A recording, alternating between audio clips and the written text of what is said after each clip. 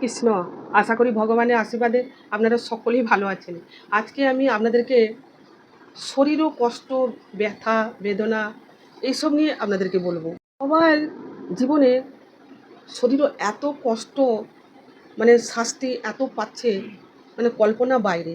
তাই আপনাদেরকে বলবো, একটা উপায় করতে বলবো, টোটকা। যাহা কিছু আমি আজকে টোটকাগুলো বলবো সবই তান্ত্রিক শাস্ত্র অনুযায়ী, কিন্তু এটা নিজের আমার কথা নয়। আমি একজন তান্ত্রিক মুখ থেকে শুনেছিলাম যে এইসব পদ্ধতি করলে সে কষ্ট থেকে, ওষুধ খাওয়া থেকে, টাকা খরচ থেকে সে বঞ্চিত হতে পারবে, আর শরীরটাও ঠিকঠাক ভালো থাকবে।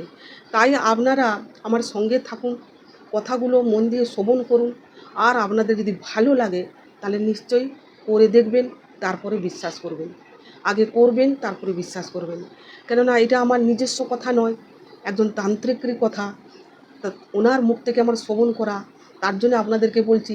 আপনারা যদি কেউ এরকম কষ্ট পাচ্ছেন বা শাস্তি পাচ্ছেন, তার জন্যে আপনাদেরকে আমার এই উপায়টা বলা। কারো ধরো কোমরে ব্যথা, ঘাড়ে ব্যথা, হাতে ব্যথা, হাঁটুতে ব্যথা, পায়ের চেটো ব্যথা, এবারে সিদ্ধাঁড়াতে ব্যথা, কারো এত ব্যথা, এত কষ্ট, সে সব ব্যথার জন্যে, কারো আবার ফুলেও যাচ্ছে। তা এইসব ব্যথার জন্যে মুক্তি পাওয়ার জন্যে আপনাদেরকে একটা উপায় বলবো, আপনারা করে দেখুন, তারপরে বলবেন আমাকে যে ভালো হয়েছেন কি হয়নি। কী করবেন? মহাদেবকে স্মরণ করবেন। মহাদেবকে স্মরণ করে একটা নিখুঁত বেলপাতা নেবেন, নিখুঁত বেলপাতা নেবেন, নিয়ে কি করবেন? চিবিয়ে সেটাকে খেয়ে নেবেন। নিখুঁত বেলপাতা নেবেন, পাতাটাকে ধুয়ে নেবেন, ধুয়ে মহাদেবকে স্মরণ করে ওই পাতাটা চিবিয়ে চিবিয়ে খেয়ে নেবেন, চিবিয়ে খেয়ে নেবেন। তারপরে এটা করবেন কতদিন? 6 দিন করবেন। 6 দিন করে তারপরে দেখুন কতটা আপনার ফলাফল ভালো হচ্ছে। আপনারা করে দেখুন, তারপরে আমাকে জয় শ্রীকৃষ্ণ, রাধে রাধে বলে কমেন্ট করবেন, বলবেন কতটা ভালো হচ্ছেন আপনারা। এটা 6 দিন করুন। আবার যদি মনে করেন আবার কিছুদিনের পরে আবার করবেন, করতেও পারেন। একটা বেলপাতা, নিখুঁত বেলপাতা ধুয়ে মহাদেবকে স্মরণ করে খেলে শরীরে কোনো ক্ষতি হবে না। কেন আমরা ছোটোবেলায় জেনেছিলাম, যখন কাশি সর্দি হতো তখন আমার মায়েরা কী করতো, বেলপাতা, ডালিম গাছের পাতা, তারপরে তুলসী পাতা, তারপরে মধু, আদা, এইগুলো একসঙ্গে রস কেড়ে একটা বটিকে গরম করে তাতে এদিক সেদিক দিয়ে আমাদেরকে দিত খেতে। আমরা এইগুলো খেয়ে কাশি সর্দি বা এই যে বমি, এইগুলো কিন্তু ভালো হয়ে যেত। এইগুলো আমরা আগে খেতুম। তাই জন্য বলছি ভাই, এটা কোনো বিষ নয়, খেলে যে শরীরে ক্ষতি হবে তা তো নয়। আপনি যে কষ্ট থেকে মুক্তি পাওয়ার জন্যে এই প্রত্যেক দিন একটা করে পাতা ধুয়ে খান, খেয়ে দেখুন। আর মহাদেবকে মনে মনে স্মরণ করবেন, মহাদেবের কৃপাতে আপনি রক্ষা পাবেন, ভালো হতে পারবেন। একটা উপায় বলবো, অনেকে প্রত্যেক দিন ওষুধ খেতে হয়, ডাক্তারের কাছে দৌড়াতে হয়, প্রচুর টাকা বেরিয়ে যাচ্ছে, রোগ কিন্তু ভালো হচ্ছে না, অনেক কষ্ট পাচ্ছেন, অর্থ ব্যয় হয়ে যাচ্ছে। তা আপনারা একটা উপায় করে দেখুন কতটা ফলাফল পাচ্ছেন, ঘরে বা বাইরে, যেখানেও। বাইরে হলে খুবই ভালো। কি করবেন? গোলমরিচ নেবেন, 5টি গোলমরিচ নেবেন, তার সঙ্গে ভালো করে ঘিটাকে মাখাবেন, ভালো করে মাখাবেন, দিয়ে বাইরে প্রতিষ্ঠা লিঙ্গ মন্দিরে, সেইখানে গিয়ে লিঙ্গর উপরে অর্পণ করবেন। আর বাড়ি থেকে কাঁচা দুধ নিয়ে যাবেন, কাঁচা দুধও অর্পণ করবেন, বেলপাতাও অর্পণ করবেন। এটা কবে করবেন? না শনিবার দিনে করবেন, আর 8টা শনিবার করবেন। যে রোগ থেকে আপনি মুক্তি পাচ্ছেন না, ডাক্তার কাছে দৌড়াচ্ছেন, টাকা পয়সা অনেক খরচ হয়ে যাচ্ছে, আপনি ওষুধ খেতে খেতে ধিৎকার এসে যাচ্ছে, তার জন্যই বলছি যে 5টা গোলমরিচ নেবেন, ঘির সঙ্গে মাখাবেন, মহাদেবের লিঙ্গর উপর অর্পণ করবেন, শনিবার করবেন, আর 8টা শনিবার করবেন। আবার সারা জীবনেও করতে পারেন, তাতে কোনো দুঃখ নেই। আপনি রোগ থেকে মুক্তি পাবেন, কষ্ট থেকে মুক্তি পাবেন, ওষুধ খাওয়া থেকে মুক্তি পাবেন, আর আপনার অর্থ যে ব্যয় হয়ে যাচ্ছিল সেই ব্যয় থেকে আপনি রক্ষা পাবেন, আর আপনার অর্থও বৃদ্ধি হবে, আপনার অর্থও বৃদ্ধি হবে। তা আপনি এটা করে দেখতে পারেন কতটা আপনার ফলাফল ভালো হচ্ছে। বাড়িতে যদি লিঙ্গ আছে তাহলে বাড়িতে করবেন, বাড়িতে যদি প্রতিষ্ঠা করা যদি লিঙ্গ আছে তাহলে বাড়িতেই করবেন, ভক্তি করে মন দিয়ে করবেন। কেননা রোগ মুক্তি পেতে গেলে ভগবানের কাছে প্রার্থনা করতে হয়। যত ডাক্তার দেখান, যত ওষুধ খান, ভগবান না চাইলে কিছুতেই আমরা মুক্তি লাভ করতে পারি না। তার জন্য আপনাদেরকে বলছি, আপনারা করে দেখুন, আর মহাদেবের কৃপাতে আপনারা মুক্তি লাভ করতে পারবেন। পর যেটা আমি বলবো আপনাদেরকে, আপনারা ভালো করে শুনুন। এরপর যেটা বলবো যে মানুষের কাছে প্রিয় হতে, ঘরে হোক আর বাইরে হোক, বা নিজের নাম যশ, সৌন্দর্য, শরীর সৌন্দর্য, এইসব মানুষের কাছে যেরকম ছোট না হয়ে যেতে হয়। সকালে কি করবেন, স্নান করার পর যে কোনো দেবীর সামনে, যে কোনো দেবী সামনে দাঁড়িয়ে প্রত্যেক দিন এই মন্ত্রটা জপ করবেন। এই মন্ত্র দ্বারা আপনি নিজের সবার কাছে প্রিয়জন হয়ে উঠতে পারবেন। ঘরে কেন, বাইরে কেন, সবার কাছে প্রিয়জন হয়ে উঠবেন, জয় লাভ করতে পারবেন, সমাজে আশপাশে মানুষের কাছে জয় লাভ করতে পারবেন। এর আকর্ষণও বৃদ্ধি হবে। প্রত্যেক দিন করবেন, মানুষের কাছে যেরকম ছোট হয়ে যাবেন না। ছেলে হোক বা মেয়ে হোক, সকলেই করতে পারবেন, যেন মানুষের কাছে যেন ছোট হয়ে যেতে না হয়। আপনার সৌন্দর্য বৃদ্ধি হবে, আপনাকে দেখতে খুব সুন্দর হয়ে যাবে, মানুষ দেখে অবাক হয়ে যাবে যে একে দেখতে এত সুন্দর হয়ে যাচ্ছে কেন। আপনার সৌন্দর্যও বৃদ্ধি হবে। তাই মন্ত্রটা প্রত্যেক দিন স্নান করে উঠে যে কোনো দেবীর সামনে দাঁড়িয়ে এই মন্ত্রটা জপ করবেন মনে মনে। মন্ত্রটা হচ্ছে ইন্দ্রাণী ত্রিপুর সুন্দরী, ইন্দ্রাণী ত্রিপুর সুন্দরী, ইন্দ্রাণী ত্রিপুর সুন্দরী। এই মন্ত্রটা জপ করবেন দেবীর সামনে দাঁড়িয়ে, মনে মনে করবেন। এরপর যেটা বলবো যে মানুষের হচ্ছে নজরটা হচ্ছে খুব খারাপ জিনিস। আর মানুষের হা, আপনাদের গাছে এই পেঁপেটা ভালো হয়েছে, এই যে মানুষের যে আর গাছের ছাই, গাছের যদি ছাওয়া পড়ে সেইখানে কিছু হয় না। আর মানুষের যদি পড়ে, সে ভালো গাছ যদি হয়, সে সঙ্গে সঙ্গে সে ঝিমিয়ে যাবে সে গাছ। তাই জন্য মানুষের গাছের ছাই, এই দুটো জিনিস যেখানে থাকবে সে কখনো ভালো হয় না। আর কেউ যদি কোনো জিনিসের নজর যদি দেয়, তাতেও কোনো ভালো হয় না। কেউ যদি কালা জাদু করে, তাতেও কিছু ভালো হয় না। এগুলো সব মানুষের ক্ষতি হয়, মানুষের অর্থ ব্যয় হয়, মানুষের সংসারে আয় উন্নতি কমে যায়। তার জন্য একটা উপায় আপনাদেরকে করতে বলবো, দোকানে বা কারখানাতে বা ব্যবসাতে বা গোডামেতে বা ঘরেতে, যেখানে জায়গাতে আপনার অসুবিধা হচ্ছে মনে হচ্ছে, আপনি সেইখানে করবেন। এইটা করলে কোনো নজর দিতে পারবে না, কোনো কালা জাদুও করতে পারবে না। এইটা কবে করবেন? শুক্রবার। শুক্র গ্রহ হচ্ছে খুব সুখী। শুক্র গ্রহ যদি মানুষের যদি ভালো থাকে না, তার সুখ সমৃদ্ধি, টাকা পয়সা অর্থ তার কখনো অভাব হয় না। তাই শুক্র গ্রহটা হচ্ছে সবথেকে বড় জিনিস। শুক্র গ্রহ হচ্ছে সব কিছু, টাকা পয়সা ধন ঐশ্বর্য এই কিছু সব হচ্ছে শুক্র গ্রহ। তাই এই শুক্রবার দিনে আপনাদেরকে বলবো, আর এমনিতে শুক্রবার বলা হয় মা লক্ষ্মীর বার। শুক্রবার দিনে মা লক্ষ্মীর পুজো করবেন, মিজরি দেবেন, মা সন্তুষ্ট হবেন।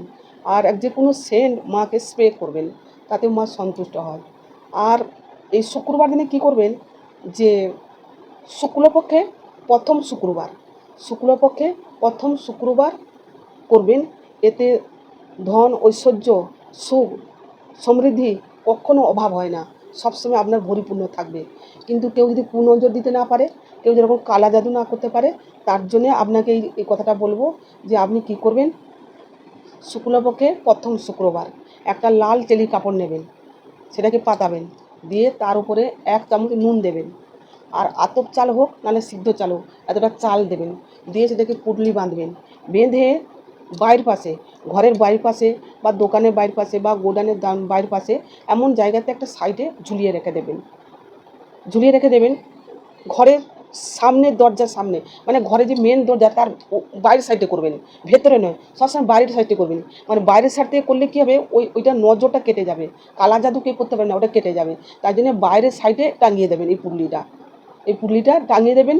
শুক্রবার দিনেও শুক্লপক্ষে প্রথম শুক্রবার এইটা করবেন। এবার লাল চেলি কাপড় নেবেন, তাতে নুন দেবেন, আর যেটা যে আমরা খাই রান্না করি নুন, 1 চামচ নুন দেবেন, এতটা সিদ্ধ চাল বা আতপ চাল দিয়ে সেই পুটলিটাকে বাঁধবেন। বেঁধে সদর দরজা সামনে বাইরের পাশে টাঙিয়ে দেবেন। বা দোকানের সামনে বা কারখানার সামনে বা গোডাউনের সামনে, যেখানে আপনার ভালো জায়গা সেইখানে আপনি লাগাবেন। যে আপনার মনে হচ্ছে কেউ নজর দিচ্ছে, কেউ কুদৃষ্টি দিচ্ছে, কেউ কালা জাদু করছে, তাহলে আপনি এইটাই করবেন। তাহলে দেখবেন আপনার অর্থ সমৃদ্ধি সব কিছু এত হবে, খুবই ভালো সুন্দরভাবে জীবনযাপন কাটাতে পারবেন। আর যদি কেউ মনে করেন যে আমাকে কেউ কিছু করেছে, বা কেউ নজর দিয়েছে, মানুষের নজর দিলেও খুব শরীর খারাপ হয় ভাই, খুব শরীর খারাপ হয়। আমার হয়েছিল, আমাকে একজন নজর দিয়েছিল, সে এমনভাবে দিয়েছিল, এতটা শরীর খারাপ হয়েছিল কি বলবো। আমাকে দুবার গিয়ে তান্ত্রিক কাছে গিয়ে ঝাড়াতে হলো,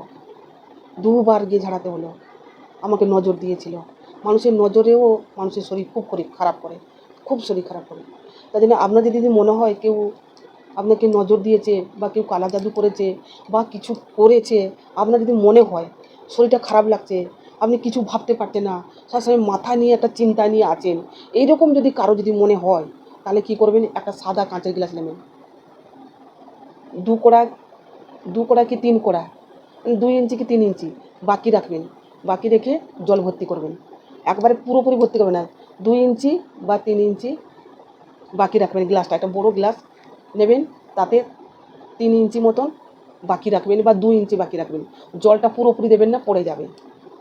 একটা লেবু নেবেন, যে লেবু শরবত খাই হলুদ কালারের, বা হলুদ হোক বা কাঁচা হোক, হলুদটা হলে খুব ভালো, সেই লেবু নেবেন, পাতি লেবু নেবেন। নিয়ে কি করবেন, আর 1 চামচ নুন নেবেন, একটা গ্লাসের জল নেবেন। এটা কবে করবেন না, শনিবার করবেন। এটা একটা গ্লাসের জল নেবেন, 2 ইঞ্চি বাদ দেবেন যেন জলটা পড়ে না যায়, 2 ইঞ্চি 3 ইঞ্চি বাদ দেবেন। বড় গ্লাস নেবেন, কাঁচ গ্লাস। 1 চামচ নুন নেবেন, দিয়ে সেই গ্লাসের জলটা দিয়ে দেবেন, দিয়ে ভালো করে ঘুটবেন। ঘোটার পর একটা লেবু ফেলবেন জলের উপরে। সেই লেবুটা যদি বসে যায় জলের নিচে, মানে গ্লাসের নিচে যদি বসে যায়, তাহলে জানবেন আপনাকে কেউ কিছু করেছে। আর যদি মধ্যেখানে ভেসে থাকে, তাহলে জানবেন আপনাকে কেউ নজর দিয়েছে। আর যদি উপরে ভেসে থাকে, একবারে উপরে, জলের উপরে, তাহলে জানবেন আপনাকে কেউ কিছু করেনি, আপনি খুব ভালো আছেন, আপনার কেউ কিছু কালা জাদুও করেনি আর কেউ নজরও দেয়নি, তাহলে আপনি ভালো আছেন। আবার একবার বলছি, 1 গ্লাস জল নেবেন, 2 কোড়া বাকি রাখবেন, জলটা যেন না পড়ে যায়। 1 চামচ নুন নিয়ে ভালো করে ঘুটবেন। যদি আপনার মনে হয় যে কেউ কিছু করেছে, কেউ নজর দিয়েছে কি কালা জাদু দিয়েছে, এইটাই পরীক্ষা করবেন। দিয়ে কি করবেন, নুন 1 চামচ দিয়ে ভালো করে ঘুটবেন। ঘুটে আর ওই লেবুটা দেবেন, শনিবার দিনও করবেন এইটা। দিয়ে লেবুটা ফেলবেন। লেবুটা যদি গ্লাসের তলায় বসে যায়, তাহলে জানবেন কেউ কিছু করেছে। যদি মধ্যেখানে থাকে, তাহলে জানবেন নজর ফজর দিয়েছে কেউ। আর যদি উপরে বসে থাকে, তাহলে জানবেন কিছু হয়নি। জলের উপরে যদি ভেসে থাকে, তাহলে কিছু হয়নি। আর যদি মনে করে যে মধ্যেখানে আছে বা নিচে বসে আছে, তাহলে মনে করবেন সেই লেবুটাকে তুলে নেবেন। তুলে নিয়ে এই সাইড দিয়ে ছুঁচে ফুটাবেন, এই সাইড দিয়ে বের করে নেবেন, ছুঁচে ফুটিয়ে দিয়ে তারপরে কি করবেন, যদি মনে হয় আপনার কে শত্রু বা আপনাকে কেউ কিছু করেছে, যদি মনে হচ্ছে লেবুর নিচে বসে গেছে, তাহলে তার নাম ধরে নোংরা আবর্জনা যেখানে ফেলা হয় সেখানে ফেলে দেবেন।